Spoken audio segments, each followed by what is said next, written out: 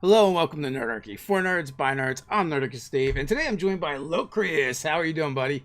I'm doing good, man. Hanging out with this nerd Dave. It's good.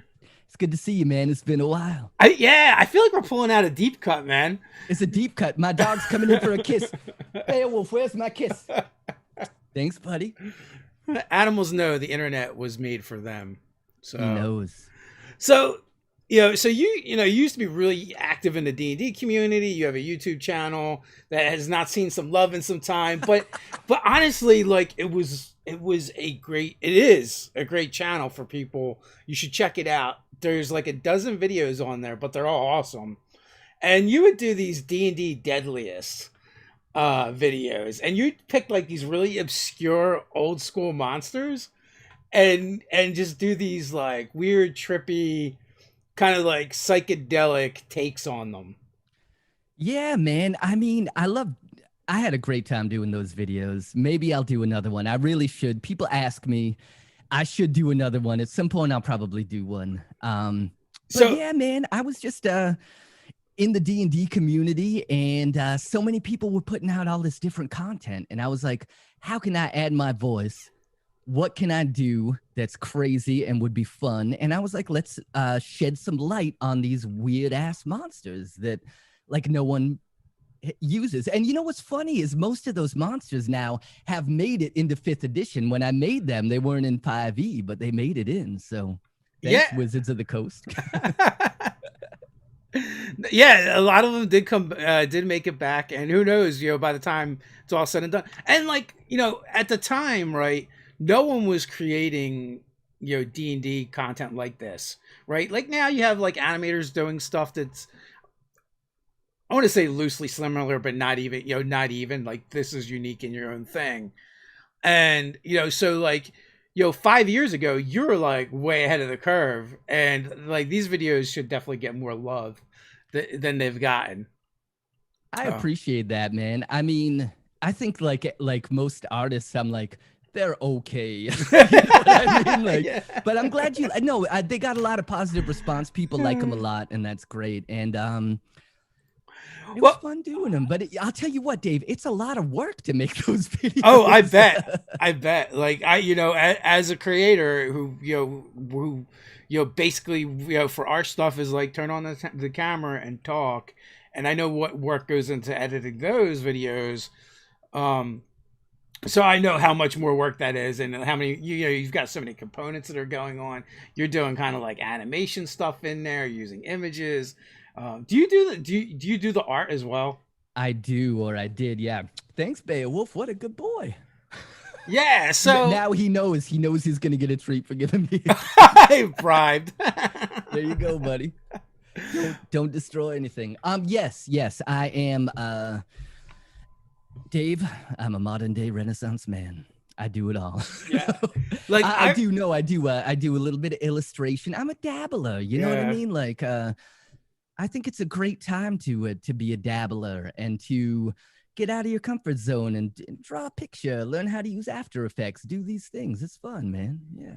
So Brian wants to know, what planet have you come from and how can I visit? I can't. So it's going to be tough to visit, although it's hard to explain to people. But for D&D fans, it's actually remarkably much easier to explain. I am an interdimensional, intergalactic traveler from the retro future, cast backwards through time and dimension to rewrite the history of rock and roll. So if you want to go to my home planet of Neo Ionia, not only is it galaxies away, but it's also in another dimension. So if you got your hands on a spell jammer, we could hang out sometime. Otherwise, it's going to be tough. I bet the gate spell would do it, though. That might work. Spell, yeah, that will work. Time can traverse time and space. Yeah. How did Locrius come about? I mean, yeah, just what I said, man. Me and my bandmates for the band Planetoid. We're not active anymore, but those guys are still my brothers to the end. There was a cosmic force that threatened to unify but homogenize the universe, and so we were just, three random blackguards of the universe that banded together to fight against this terrible force, sort of like the Federation of Planets from Star Trek. And we stole their ship, their flagship, the Planetoid. And to escape, we blew up a star and escaped through a black hole. But it sent us not only backwards through time, but also through dimensions. We appeared in the Milky Way galaxy, made our way to Earth in 1971. We hopped a ride on Soyuz 11, which was a Russian space station out there. And unfortunately, it blew up in re-entry. But we made our way to the Cosmodrome back in 1971. We discovered the music of Black Sabbath and Led Zeppelin and all the Motown classics and sort of mixed it together into our own heavy thing. And then we hid amongst you human mortals until now. And that's how we're having this conversation this moment. The fuck you think was? Where'd you think I was from? So the question is, did you all come from the same planet? Oh, no, definitely not. No. In fact, the plant man of who's Avitus, the green dude, the guitar player, his people and my people are enemies, ancient enemies. He's a plant-based organism, and they invaded. They're an invasive species. They took over my planet. So we were at odds for a long time.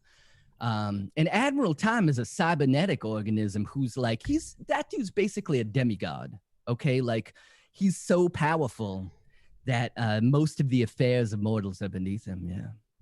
So we're all pretty different. I'm also getting this reoccurring theme where things blow up where you guys were. Yeah, that happens. That does happen still to this day. So Brian wants to know, have you encountered the bodacious warriors known as GWAR? Oh man, no. Unfortunately, no. But at one point, Avitus was working in a guitar store, and one of the members of GWAR came in, and they started shooting the shit. And Avitus was like, "Oh yeah, this is my band, and this is where we're from." And he was like, "That's remarkably similar to GWAR's backstory." I was like, "Touche, what are you gonna do, man?" But everyone's influenced by someone. No, we love GWAR. GWAR's great, man. GWAR's great. That's great. There's almost a GWAR throwdown in the guitar store. I mean, yeah. Avitus could hang, though. He could solo his ass off, but still. I think in a fight, if Admiral Time was there, our drummer, it would be a fair fight. Otherwise, GWAR would destroy us. Yeah. He's the enforcer of the band anytime. It's good, too. I like to surround myself around, with people who can fight, because my mouth writes a lot of checks that my ass can't cash. Well, it's sometimes it's about who you know, not what you know. I think that's true, man. Yeah. So if you were to revisit D&D's Deadliest, do you have a list that you drew from? Somewhere I do. Should I pull it up? I wasn't prepared for this, but I have a Google Drive. Let's look it up. Well, you know what? Talking to you, it kind of like brings back memories of Ted's basement, where me, Ted, and Ryan would be like, one of us would show up and be like, "Locrius dropped a new video," and we'd stop what we were doing and watch the new video. That's awesome, man. Yeah. I must say though, reading the comments, people either love you or hate you. There is no middle ground. No, definitely. Definitely not. There's definitely a lot of people who are like, "This fucking asshole is ruining our hobby. This is bullshit." Don't worry about them. They're just alienists. So this dude takes himself way too seriously. Touche, I guess. I mean, I don't know. I don't know what channel they're watching. But you know what, man? That's okay. Like, here's the thing. I used to it's difficult like that. Like, I'm sure it's happened to you. I'm sure people are like, Nerdarchy's dumb. But like, oh yeah, fuck those people, man. Here's the thing. There's people who hate the Beatles, okay? Yeah. There's people who hate Black Sabbath and James Brown. And they're like, those artists suck. Those guys suck. There's always going to be some, man. You can't make it without haters. Like, if you don't have any haters, you haven't made it yet. So it's true, man. I've been fucked with by a lot of people because showing up at a nightclub the way that I look, that's for sure. But that's okay, man. I mean, you got to just put that. You say, okay, Yeah. this experience happened. I'm gonna put that aside. I'm still gonna be myself, and that's it. Do you so do you feel any a rivalry or animosity towards Smurfs? I'm gonna tell you this, man. Get out of here with that Smurf shit, okay? Don't you Smurf and do that to me right here. I'm Smurfing mad about this, Yeah, yeah, Dave. yeah. I'm gonna Smurf you up. Because the Smurfs, they use Smurf as an expletive. Yeah, yeah, I know, I know. I just picture Smurf showing up and having beef with Locrius. Like, we do the blue thing around here. I would gargamel those bitches in a second. No, man, I get it all, man. I get a lot of X-Men. The Beast happened a lot because I used to have like a shorter haircut. Oh And yeah, yeah. motherfuckers call me Mystique. And Mystique's love the child. worst one, man, was that old my crackhead cousin had a hit in like back in the 90s. The I'm blue, baba dee baba da da bee baba da. I got fucking panned with that shit. Everyone's sending you videos and clips. That's it, man. It happens. But you know what? I mean, that's okay. I think that it's okay. Like, as long as if you're messing with people and it's a little bit fun, Yeah. then I think it's fine. You know what I mean? There's no problem. Oh yeah, yeah. Like so, man. Someone told me about like so there's like some other YouTubers that kind of got a little upset because there's like a TikToker making fun of them, and I got jealous. I was like, I want TikTokers to make fun of us. That's great. Yeah, it's great. I think it's hilarious.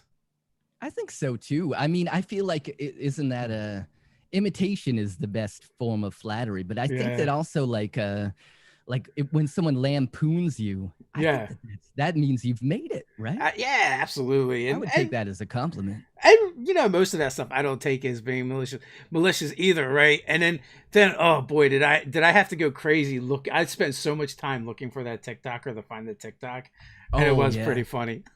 So I know that TikTok exists. Yeah, yeah. That's it, man. I mean, yeah. Yeah, it's so we've had like I've been trying to get more of them, but we've had like one D&D TikToker, or no, two of them. We've had two D&D TikTokers on so far, but they've got like a huge thriving D&D community over there. Wow, I got to check it out, man. I'm going to make a note to myself to and RPGs. So I was really surprised to discover that. It was like a happy surprise. That's awesome. Man, listen, I'm old school like you, Dave. You know what I mean? I started playing D&D in the 80s. Did you start playing in the 80s? I did. Yeah, me too. Old school. And like, would you ever have thought that D&D would be where it is today? No, like I said, we talk about it on the show all the time, but like I am not musically inclined, but many of my friends are musicians. And you had clicks back in the day, and like so there were the metalheads, right? And we gamed, but you would never talk about, like, the first rule about gaming, it's like Fight Club, you don't talk about that. We would call it rocking out and be like, you want to rock out this weekend? And like code words. Yeah. That's amazing. I mean, I was the same way, man. I didn't use code words, but it was definitely like sometimes would be like, "Oh, what are you doing tonight?"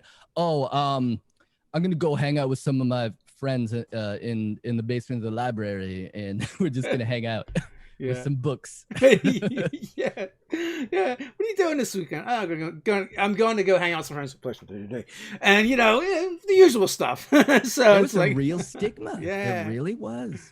Yeah. And it's so crazy now. It's a beautiful thing, and I think it's amazing. It's so cool that people all over the world can play games together too. That's one of my favorites, man, is playing in online games with people from other countries who there's no way our paths would never cross except for this love of this one weird hobby. It's so cool, man. Yeah, it's so cool. Back in the day, Juice and SR2 Joker and all those cats kicked off the OneShot Group, and that started a lot of gaming online. before it was like really a thing. People just getting on Google Hangouts, no like VTTs, and just like theater of the mind, pick up games, all kinds of different games. That's where I played my first broadcast game. I had watched The Provokers on A Fistful of Dice because it was like, I feel like it was one of the, there were other live plays out there, but it was it was like one of the first like really compelling games. I felt it really drew me in, right? Like those guys, the Absolute Tabletop guys are great. They're amazing dudes. They're great content creators, and they're great role players. And they started telling the story that I got addicted to. And at the end of the episodes or the beginning, Juice would promote the OneShot Group. And I'd been off of Facebook for probably 2 years because I was like, I'm a hermit, man. I live under my rock. I do my own thing. But I was like, listen, these dudes are cool. Let me check out this thing. And I went to the OneShot Group and I was like, there's a bunch of cool people here. And I joined, there was an interest post for an Aztec game run by Lloyd Collins from Jarl DM, who wrote the Iskloff setting, who's amazing, who I love gaming with to this day. One of my favorite dudes. He's amazing. Jarl DM on YouTube. First game I ever played was on there. And I was like, first broadcast game, I should say. I did play some Roll20 games with just voice on Skype before then. But once I played that game, I was like, this is it, man. This is so much fun. Yeah, so it me JP. I feel like they were, that channel was the first channel to really put up gameplays and have them be live, and what was it, Adam Cobol was involved as well, and they would I remember my brother Ryan being like, hey, check this thing out, and I think we even might have did some early videos talking about it, but they had their Shadowrun Mirror Shades games on there, and I feel like that was probably the first. And then and then later, more recently, I was talking to Esper the Bard, and so it turns out he might be the original D&D YouTuber. Oh, really? He might be patient zero. We're trying to figure it out. Who was the first? Yeah, because I was talking about in the early days there was the RPG Brigade. Yeah. And those guys would just make videos to talk at each other. Not, they weren't doing YouTube videos the way we kind of do them now. It was it wasn't for an audience. They were just talking. It was a discussion. Yeah. It was like a social media discussion with here's my ideas and here I saw your video. This is what I think about it. Yeah. Which is cool in its own way. It's just a different thing. So I thought that was the beginning, somewhere's in there. But Esper is no, the RPG Brigade, some of the members were reaching out to me in the beginning to ask me how I do it. So interesting. I've seen some of his content and I think it's good. I didn't realize that he was that old school though. Yeah. And then, or there was also Noah Atweiler that had his Counter Monkey channel, which was one of the first ones that we had found. And because we were deciding, we set out to do Nerdarchy and we always knew it was going to be a business. We just didn't know if it was a viable business, right? Yeah. Will anybody care? So I can't believe it, man. I remember back in the day when you guys were filming videos in the backyard and shit. You know what I mean? That's my in-laws' backyard, and we were literally at family barbecues, and we'd be like, all right, we gotta shoot some videos. We're all here. Let's get the stuff. And it was part of that RPG Brigade, back and forth. I feel like at the beginning it was more that style, and you guys just evolved into this fucking monster, which is amazing, man. It's awesome. You should be so proud. Yeah, it's been a ride. It's been weird. I mean, really, and we'll get weird comments like we're talking about Critical Role one time, and they're like, you guys were here before them. It's no, and then you look back and it's oh, we were pretty early.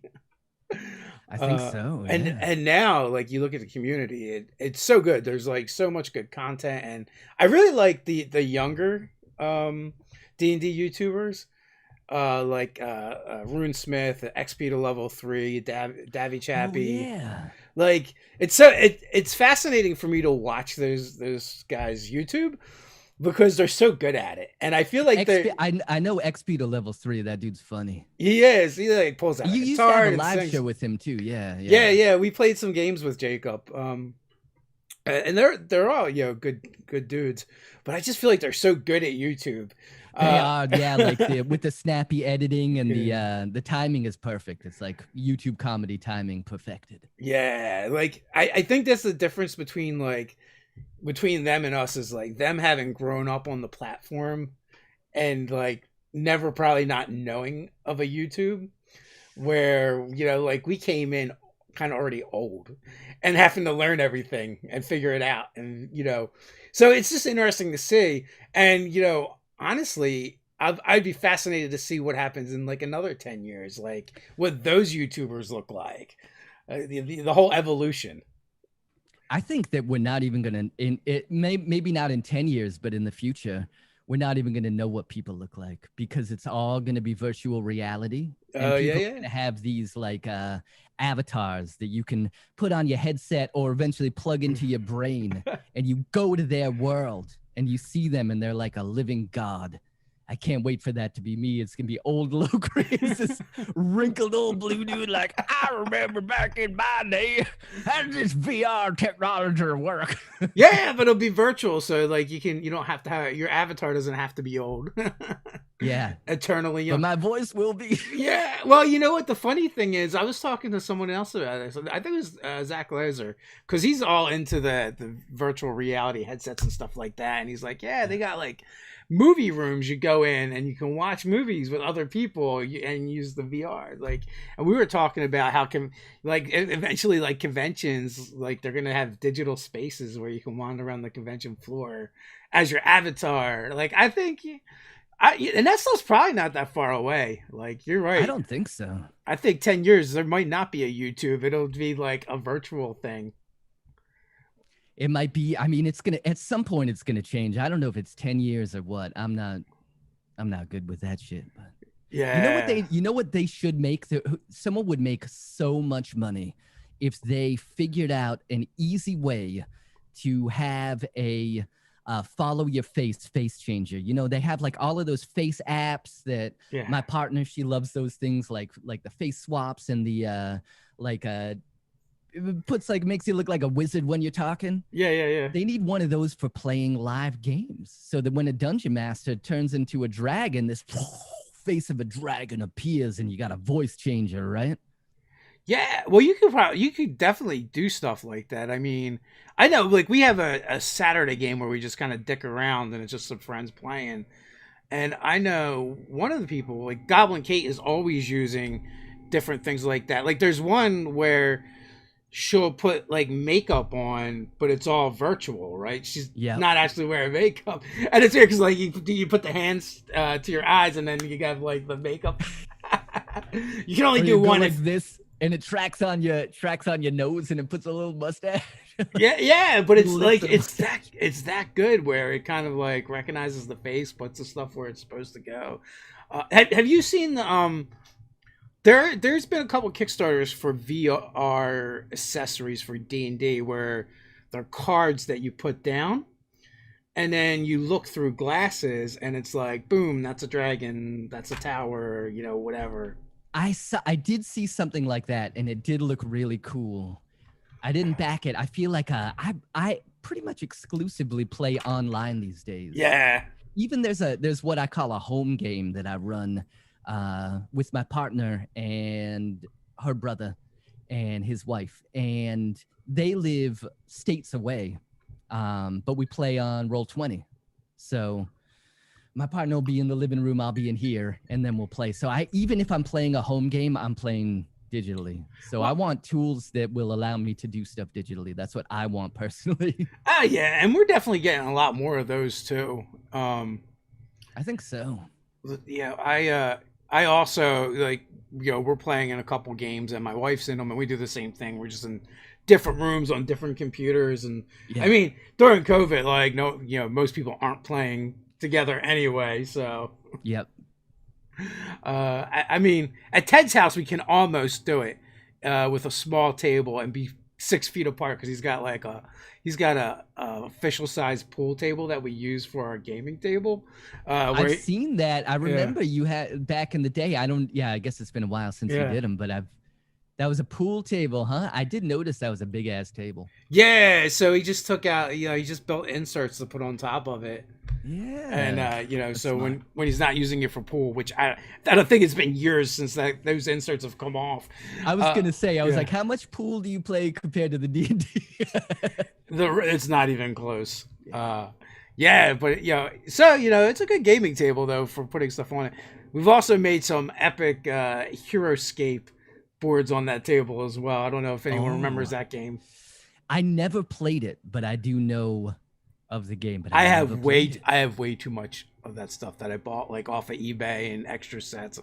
I you know easily over $1,000 worth of stuff, if not more. It's just, and now it's just collecting dust. But it was such a fun game. The only thing with that game, it's a pain in the ass because you have to set it up and break it down every time. Which is That part is of a the bummer. it's part of the fun is building like the terrains, but it's also like, okay, like this is an all day thing.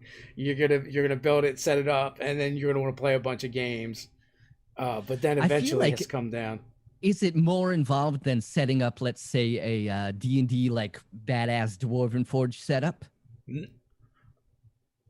I would say slightly because it's tile based and you have all different Gotcha. shaped tiles. So there's more like where I feel like with Dwarven Forge, just like you're dealing with like bigger building blocks And you and can put pieces. them, yeah. Yeah.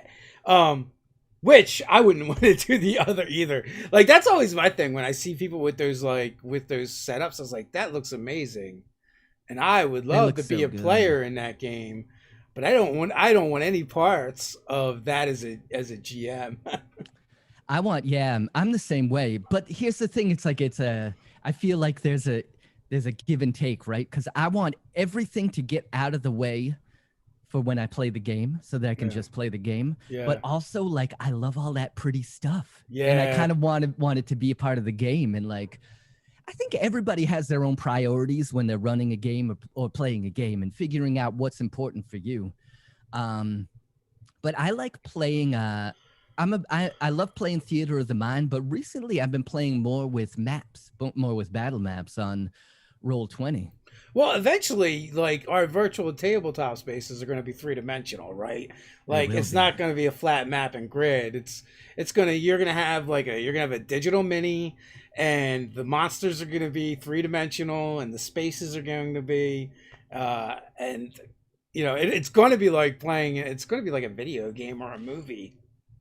It is. I think it is. And I forget, there's a product that came out that's like I think it's in beta now.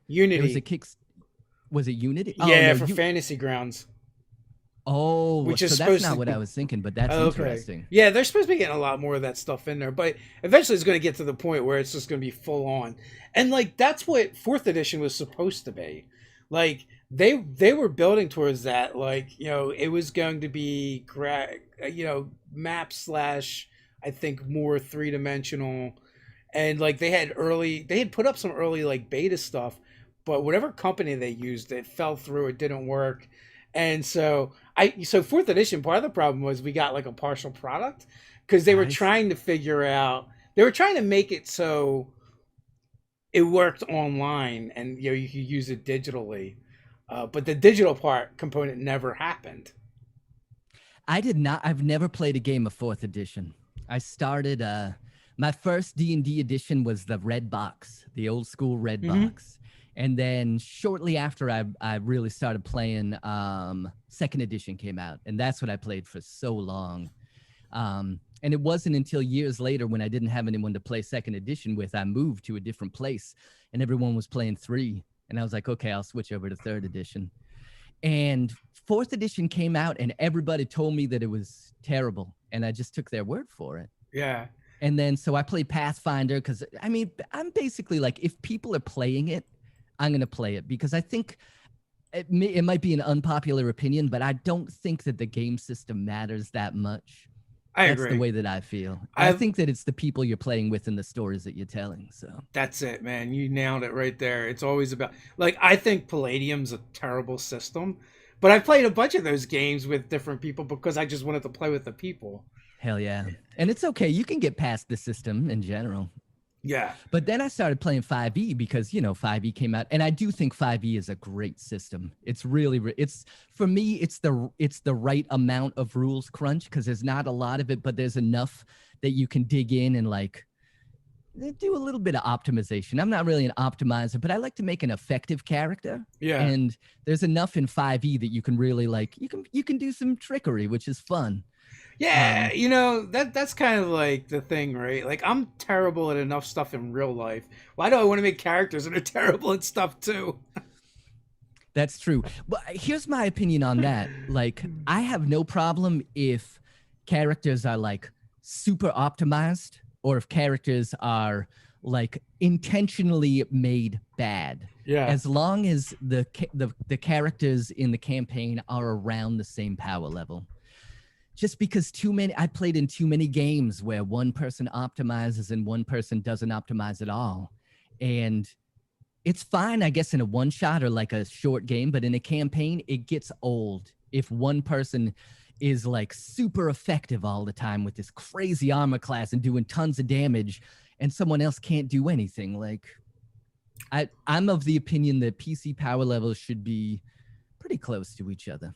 I feel like that even that can still work as long as there's a lot of different scenarios presented where the other characters can do things that they like to do, and whether it's role play or exploration, and as long as the player themselves don't feel like, oh, my character is useless, like if they know That's like exactly. they're under optimized and they just don't care, and they're like, well, I'm gonna hit and do 3 damage in this combat for the whole thing probably, and Joe over there is gonna basically solo the monster, and they're okay with it. I don't think it matters as long Then as it's everyone's fine, having yeah. fun.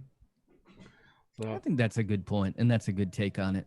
I know that, and I don't think it's as big a deal in 5e. I just remember playing in a Pathfinder game, and this new player came in, and like he had just like min-maxed so ridiculously. Like, they allowed monster options, and he played a succubus, so he had like a 36 charisma and a custom magic item that let him add his charisma to his armor class twice because of a class and an item, and he had like a 60 armor class at level 9. And I'm like, I was playing a Blood Rager, which is a great class. A Blood Rager was a Pathfinder class that combined Barbarian and Sorcerer. It was basically a barbarian who could buff himself with sorcerer spells. Such a cool class. And my armor class was a respectable 28. I thought that was pretty good. This guy had like a 60 armor class. And I'm like, literally, the dungeon master cannot balance an encounter for us. Like, you just can't do it. So that's funny. It's funny to throw around those Pathfinder numbers, especially like compared to 5e numbers, and where like 30 is the impossible number, and you're like, yeah, I was doing pretty good with my 28, 29, but this cat had a 63. Or like I love the skill DCs for the epic level handbook, where it's like escape artist check of 120 to slip by a wall of force, or a swim check of 80 to swim up a waterfall. You know what, man? I have for me, I know that I just said that system doesn't matter, but I'm going to go back on my word and be a hypocrite right now. No, I don't think system matters, but I do think that it can make a difference. And for me, I think that an important part of a D&D game is being able to, it's going to seem like a simple thing, and it is a simple thing, or it should be, but how difficult it is to kick a motherfucker into a pool of lava, right? If you're playing in a game, and you're playing a warrior type character, you should have a chance to kick someone into a pool of lava. If there's a pool of lava or a pit of acid or a cliff or a pit of spikes or something like that, an environmental encounter, you should have a chance to shove someone into that.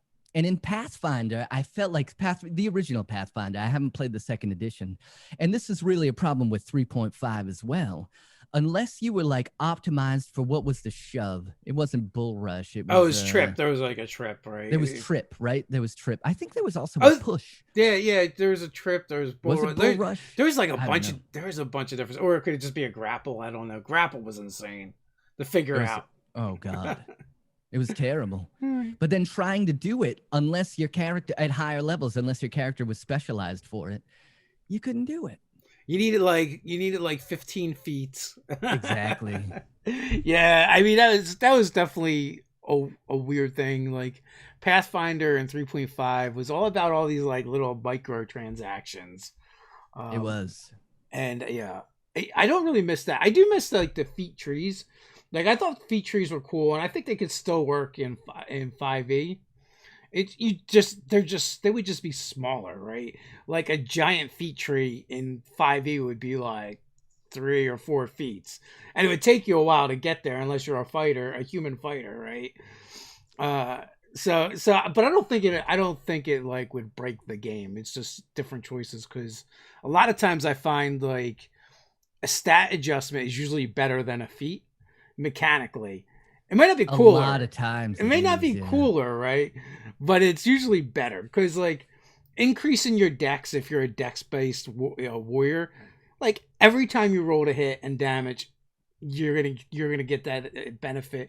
Every time someone attacks you, you get that benefit. I mean, dex is also a bad example Initiative and because yeah, it's the super stat. it is. But you're right, for a spellcaster too, like, in the world of bounded accuracy, like you just need to the sooner you get your spellcasting stat to 20, the Yeah. better. And that's an unfortunate byproduct of the system. It is. I don't know, man. What do you think about I've never played this way, but I know that some people do a house rule where you get both an ability score improvement and a feat on Oh, level up. I have not seen that. I mean, it's fine. Like anything's fine if that's what your Yeah. group agrees to and they're having fun doing it. I do think I agree with you, and I do wish that I don't know. I feel like almost all of my gameplay is level 10 and below, right? Yeah, Which means for most classes, if you're doing a standard array or point buy, both you get 2 ability score increases, and those are yeah, both going to your ability scores, right? So the feats I feel like don't usually see play until higher level as much, and I feel like that there's not as much gameplay that happens at those higher levels. So that would be nice. yeah. I mean, there's definitely not as much gameplay. I know in Ted's campaign when we had played, he wanted to try out the racial feats that had come out. So we were all just given one at some point. I think that's cool. Why not? Yeah, and I've been known to like, instead of giving out magic items, I do like doing different kinds of boons, and like sometimes that might just be a feat. But yeah, I mean, and if it goes across the board and everyone's kind of getting it, it doesn't break the game. And also like I said, because I'm more apt to do those boons and stuff. Like when I played my long-standing campaign, because they had been receiving stuff like that throughout the game, it did like get their stats up faster, and or maybe they have more feats because of it. I see. So a boon would bump a stat up as part of it. Yeah, like Yeah, gotcha. so like so they had done the I know one of the things they had done was they had done these trials, and everyone that kind of succeeded them had gotten a boon from them, and it increased one of their stats, and it also increased the max too. So this way it's like Oh, not only that, it's like they can use it. Like I think the one character ended up with a 24 strength, the dragonborn. And he would just do like fighter, and he would just do like ridiculous amounts of damage. I mean, I feel like that's good, but I Yeah. feel like I think that's great. I don't think that it's going to be overpowered. It is very strong, but I mean, there's belts of giant strength that'll bump your strength up to that anyway. So. Yeah, yeah. And it's like I think like the barbarian has one of the best capstone abilities, where they can they max, they get those plus, what is it, +4 to strength and con, I think so. and it Yeah. maxes them out, but you get it at 20th level, so you don't even get to enjoy it, right? It's like I've had exactly 2 characters ever get to 20th level, and they were both in like an accelerated way. yeah. So, We've yeah. we've had 2 campaigns. One campaign, I have 1 session left in that campaign to finish. One of our friends got sick, so we kind of like held off. And they got to 20th level, but and so now they needed to play. I think we played a session. They needed to play one more, and that would like finish out the campaign. And then Ted had run one game from first to 20 as well. Like we started them close together, and like when 5e first came out, and literally we've been gaming together for like 20 years, and this is the first time we've ever taken characters from first level to 20th and kind of like finished a campaign. Yeah. I almost feel like level 17 is the end. I feel like once you get those 9th level spells, like Yeah. I mean, you're already changing reality so much that I read like a holiday module, Orcus Clause from Frog Eye Games, and it's literally for like 3rd level characters, and they were like 17th. But I'm like, whatever. I just like doubled all the numbers for the monsters, right? Like their to hit and their damage and hit points and stuff. To at least to make it a little bit challenging. But part of it was like you had to like get up to the mountain where Orcus Clause was, and the sorcerer was like, "Oh yeah, I'm just gonna wish us to the mountain," right? And so they did, and they went through it. And frankly, the most devastating monster was Orcus Clause, only because they had an ability where they could charm and they charmed one of the players, and that player just wrecked the party. It was like they were playing like a ranger battle master, archer goblin, and he's like, so like, do I have to listen to him, or am I like really trying to do? I'm like, look, man, you just play it the way you want, but this is what they're telling you to do. So he just used everything. Action surge. Yeah, action surge. Everything at their disposal. Bonus action hard. went after the most threatening character. Yeah, it was brutal. And it's funny because it had been like I had mind controlled that character two sessions back to back, but the one was like part of the adventure, so it wasn't like I planned the second one. But like, when you have one of those OP characters in your party, like they become the most devastating thing that you can do to that party. It's true. I mean, not only that, but like as far as action economy goes, like that now they've gone over to the other side, right? Yeah. And now it's not 4 versus 1. Now it's 2 versus 3. Like, oh my God. And like normally that would be like maybe a solo monster to begin with. So yeah, that's a lot of fun. That's a good one for sure. I feel like there's low-level monsters that can do that too, right? Yeah, the lowest level monster that hits way above its punches way above its weight class is the Shadow.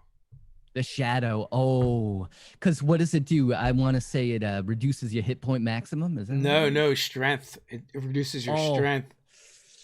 Oh God. So you go from like. Well, 20 is the max. So if strength is now quote unquote kind of your hit points, 20 is the most you can have if you're that kind of character. So they shadows just like start wrecking. And then once they kill you, they turn you into a shadow. Oh my God. And they're CR1 half. Yeah. Jeez. So yeah, they're brutal. That was the first time I made that party run away. It was a tomb full of shadows. And they just started getting wrecked because they had like a couple encounters back to back, and not only that, it's like because they can move in and out of the of the walls and the floor, they're like attacking from all over the place. Now let me ask you this, Dave, because you've seeded a dark and deadly idea in my blue brain. So what would you say? I would say that strength is probably the second most common dump stat, right? Behind intelligence. Man, I feel like it's like intelligence, strength, and charisma. It's pretty close between those. I mean, right, your warrior characters, they're either gonna dump charisma or strength or charisma or intelligence. And then like a lot your dex-based characters, a lot of times I feel like they do probably dump strength. So here's a new monster BFFs right here on the live stream. Oh yeah, Shadows and intellect devourers. Yeah, Just totally wreck your Just party. target the dump stats. That's so mean. If you could, oh my god, if there was only one for charisma as well, and just like triple the triple threat. I mean, who's gonna have a high intelligence? And I guess an Eldritch Knight. That's your Eldritch Knight would have a shot. Right? Yeah, they would. That would be the one. That would be so. That's the one that you spring it on him, right? Because it's super deadly, but make sure they have an Eldritch Knight in the party. so Doug's always talking about the shadow apocalypse because it's like it's just such a vile monster and it's like a weak CR. But as they kill more people, it just exasperates the problem. Now, more shadows. Does their body turn into a shadow? Or oh no, well no, I think their shadow leaves their body because if you get resurrected, you have no shadow. Oh my god! Yeah, so you could have a village of motherfuckers with intellect devourers controlling them who've already been done, but their shadows are gone, and that's how you could tell who they are. That's the clue. Oh my god, that is a great idea for an adventure. Yeah, that's a good one. And it's a low level one, but that's a good one shot because you could TPK the party pretty easily. Yeah. By one shot, we didn't mean we're just playing this once. What we meant was we're going to be one shot motherfuckers. Yeah, you'd have to roll randomly for who you were going to target, right? Because if you target the fighters with the intellect devourers and the mages with the shadows, then that'd be me. Oh man, but what about like the intellect devourers? They're smart though, aren't they? They are. I think they are smart. Yeah. But so they might know who to direct what attacks. No, that's a 12 intelligence. I mean, that might be smarter than I am, Dave. I don't know. I think I'm sitting at somewhere between a 10 and a 12 myself. So. Oh, I feel you. On a good day, I feel on like. A good day. on a good day. Yeah, man. I don't know. You just started something here. Make it happen, man. We got to make this happen. Yeah. The intellect devourer. I mean, they're CR too, but combining with the shadow, that is crazy. And I do love that idea of a village. You could do like the whole Innismouth thing, right? Yeah. But you know, instead of creepy fish people, you got body snatched people with no shadows. That would be really cool. Yeah, the shadows. I just recently ran a one shot for, it wasn't broadcast, but I ran a one shot that was based in the Gloam setting for Absolute Tabletop. Mm-hmm. They have an adventure kit, which is their products. They're friends of mine, but their products are so usable. Like I can't recommend them enough. Basically, the Gloam setting is a D&D black powder. It's like Eldritch Horror D&D, Call of Cthulhu and D&D with fucking guns. It's great. But they have the adventure kit is very much based on Shadow over Innsmouth. And I ran sort of and inspired by that setting in the Gloam setting, in which I used the Baneligor, which were one of the D&D's deadliest monsters. Because in the Gloam setting, there's this gloam, like this darkness that encroaches on the land. That's weird, a weird magical darkness. And I felt like having creatures who were blind, bat creatures, worked great. So it was the first time I ever used Baneligors in a D&D setting. If anybody ever wants to use them, I just reskinned deep ones and made a couple modifications. Not deep ones, deep scions, I should say. And it worked out really well. And if you need like an Eldritch Horror abomination for a big climax at the end, I just used a Ropa.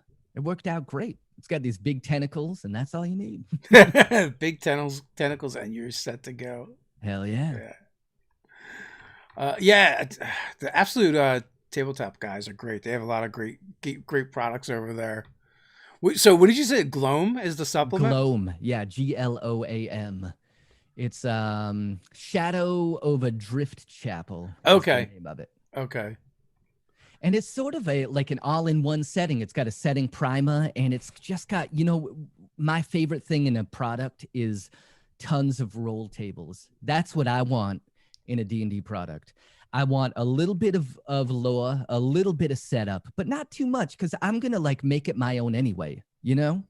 So I just want enough to give me an idea of the flavor of the game, and then a ton of roll tables for ideas that like don't come intuitively, right? If I'm not familiar with the setting, I want to be able to roll in a roll table. Oh, this NPC is a lamplighter. That makes sense. Blah blah blah. That just gets my creative juices going anyway. No, yeah, roll tables. I also like. I feel like that's also like old school gamers as well. Like that's what we grew up in the hobby with. I think so. Is those random tables? Uh, so, are you playing all 5e? Or are you playing other games? I'm playing pretty much exclusively 5e. I'm trying to think of the last time that I played a non 5e game, and it's been a while. Maybe Fiasco. I guess Okay. Fiasco is a different thing, but Fiasco is amazing though. Fiasco is really really fun. Have you ever played it? I have not played it. There's so many games I've not played yet. Here's the thing with Fiasco is like you don't really need to learn the rules. They're so simple, and it's really really an improv game. And there are a bunch of like little I forget what they're called, little modules. It's basically they're little self-enclosed settings. So if you want to play one that's a Call of Cthulhu style, or a like a 70s horror movie style, like a B movie style, Yeah, like like a there's all these slasher different flick. things. I think that they came up with it with an idea of making a game that was like a Coen Brothers movie, Fiasco, where everything goes wrong. And that's basically what the game is all about. And there's no dungeon master. Everybody comes up with their characters, and you come up with relationships. It's got like roll tables for how different characters know each other. I feel And like then those that's it. rules have made themselves into a lot of other games. I think they have. Yeah. Yeah. I think they have. Yeah, we're getting ready to start a Cipher System game next week. We've been playing the Okay. Expanse from Green Ronin, but pretty much it's been mainly D&D.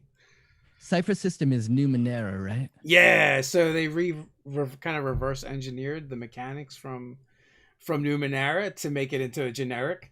So we're gonna be Gotcha. playing this like Thundar the Barbarian meets Flash Gordon style post-apocalyptic science fantasy game. Like So, sword and sorcery science fantasy. yeah, Wow. yeah, yeah. That sounds So, so good, man. and like the premise is in the year 2020, the world gets destroyed. So, That's perfect. and like I totally like just rip off like the opening from Thundar the Barbarian, with the moon coming into the Earth's atmosphere, and then like build some wacky stuff in from there. But yeah, so we wanted to do something different. We just finished up a D&D campaign on this channel, and it's like it was time for someone else to take the reins. And I'm like, you know what? I've been itching to run something that's not D&D for a while. Yeah. And and Cipher System is it's generic enough to do whatever, and it's so easy. Like I went back to refresh myself on the rules and how to run the game, and I was like, you've got this like huge thick book, and I feel like I'm like, man, this is a lot of stuff to read. And I started going through it, and I'm like, there's hardly anything to read for a GM. It's all player stuff. That's awesome. Yeah, because do the players do all the rolling? Yeah. Cipher Yeah. System. Cipher System is the players do all the rolling. I don't know how I feel about that because I feel like that's part of the fun of like playing RPGs, but that's all right. So they're gonna do all the rolling. I set the DCs, but at the same time, it gives you like this deniable plausibility, right? While you're playing the game. So like when things go wrong, it's like, well, I didn't roll any dice, so You know what? There's an easy. I know, like I've been in games and I've seen people in games like get feel like the dungeon master's like, oh, I rolled a natural 20. Oh, I rolled another natural 20. Oh, that's a 19. Oh, that's a natural 20. Here's the thing, Dave. Sometimes that does happen, but I've noticed that happens a lot more often if you're not rolling out in the open. Word. No, you're a role in the open DM. I'm also a role in Yeah, the open yeah. DM. And I'll tell you what, I used to not be a role in the open DM. And when I switched over, I've never had a player, never once have I ever had a player call me out on anything because they see or like even get salty about an encounter because they're like, he rolled a 18, he rolled a 17, like his Yeah. dice are on fire. And I would say that if you are, I feel like most people probably roll behind the screen and do a little bit of fudging. I challenge you to roll out in the open and let me know if it's more exciting and more dramatic, because for me it is. And I think it's way, way more fun to roll out in the open. I really think you should. And if you do roll behind the screen, don't fudge the dice. If a player dies, like, I just think that, like, or if a character dies, I should say, I think that's part of the game, and the threat of death should be there and the threat of failure should be there. I'm not saying you should be like a merciless DM and try to kill people, not at all. And it sucks when a character dies. It can suck for everybody, but especially in D&D, I mean, there are resurrection spells. Like if someone really is so sad, you can figure out a way to bring their character back, and that's a new story arc. So just roll in the open. Like, I remember like I decided to just throw in a random encounter, and it was for the Scarlet Sisterhood game, and I think I only had 2 players that session, and I was just like, oh no, they're going to die, because it was a Yanti abomination. It was much higher level than them, and they decided to fight it. But what I didn't anticipate was the barbarian picking up the gnome and running with them, while the whole time the gnome is just like launching fireballs and spells. like a mobile turret. Yeah, The yeah. barbarian dashed. Yeah. That's amazing. I was and sometimes you just never know what the players are going to do, and I've definitely had encounters where I'm looking at the counter on paper, and while we're playing, going, I don't know, this one's going to be close, and then like you get to this moment as the DM where you have to decide, are you going to intercede for the players, or are you going to go, let's see what happens, And I find more often than not, I'm like, let's see what happens. I think so too. And the players figure it out. I think you can also tell the players that the characters are in trouble, like in the middle of the battle.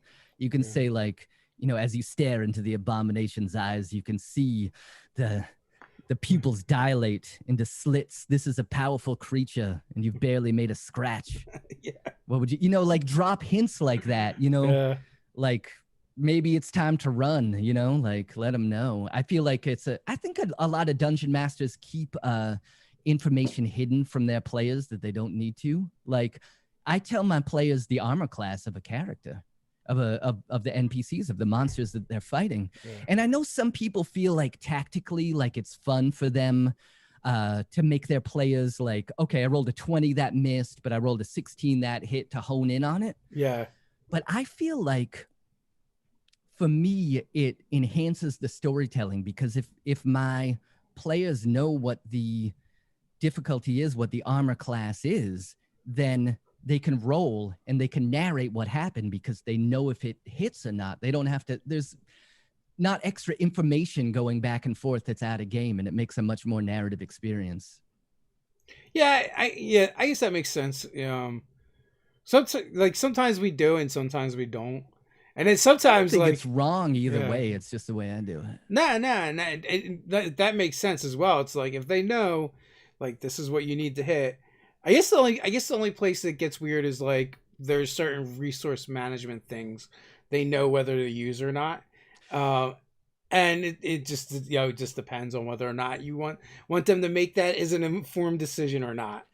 I mean, it's true. Like, and I understand that, like, if I say that this, giant behemoth has its armor class 8, like, oh, okay, well, my next shots are all going to be sharpshooter. I'm going to use Great Weapon Master on every hit. But for me, I mean, yeah, that doesn't really matter to me as a dungeon master. Like, I feel like they're playing warriors or spellcasters who are used to being in fights, and you think they feel like they would know what to do anyway. I mean, or they would figure it out in a round either way, and I don't think that it's really adding any drama to the fight. It doesn't for me, and I don't think that.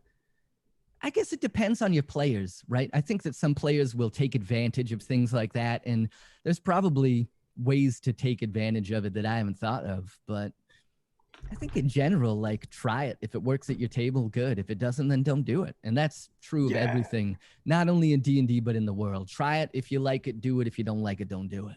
Armor class bingo. That's what we play oftentimes. Armor class bingo. 14 missed. But the 16 hit, so we know it's a 15 or a 6. Yeah. But see, that can be fun. Yeah. If that's fun for your group, then do it. Yeah, absolutely. So and I like you said, I don't think either method is right or wrong. It's just whatever your group likes to do. And there's just certain situations where you're like, hey, AC 16, that's what you need. And when the warrior rolls the 10 and he has a D6 from Bardic Inspiration, he's like, well, I got to roll a 6 to hit. I think I'll just wait. It's like those are the only times. But even then, it doesn't really matter that much. So I guess shield spell kind of comes up. But again, like you said, if these characters have been around, they've been in battle, maybe they would know anyway. So yeah, exactly. Yeah, and I mean, yeah, I guess you're right about the shield spell. I hadn't thought about that, but I feel like for me, I think that the pros outweigh the cons just for the way that I like to play. I do the same thing with saving throws because like if a saving throw, instead of saying everybody needs to make a deck save, I say the fireball explodes around you, deck save 13. Yeah. And then I'll do that a lot know if too. they pass or fail rather than everybody saying the numbers. Okay, you passed and you passed, but you failed. I just feel like it adds extra, like a convolution to the game that's not needed. Yeah. So I guess sometimes I also do I'll do like, fireball, make your deck saves. Anyone that rolled under X takes this damage, everyone else half or something like that. That's pretty much the same thing, yeah. Yeah, but it does condense things, so like you said, players know what to expect, what to do. They can role play and narrate based on what they roll. It doesn't there's no extra back and forth. That's actually kind of a good tip if you want to speed up play. And that's more important to you than keeping some of those other things secret. And that's I will say also that I don't think that like my combats are like super fast or snappy. I think there's just more descriptions and less talking about the game mechanics, I guess, right? So it just depends. Change change where you're spending your time. There's nothing wrong with that. So we are just past the hour mark. So final thoughts before we head on out? I mean, it's great to be here. I feel like that hour flew by, so thanks for having me on, man. It did. I love it when I get on with someone who's a friend of mine, essentially. And it's just like we just spend an hour catching up, it feels like. It's awesome, man. No, it's great. So thanks. I don't even remember what we talked about. Perfect. Well, thanks for coming on. Thanks everyone for watching. Until next time, stay nerdy. Stay nerdy, you bastards. Are we still on?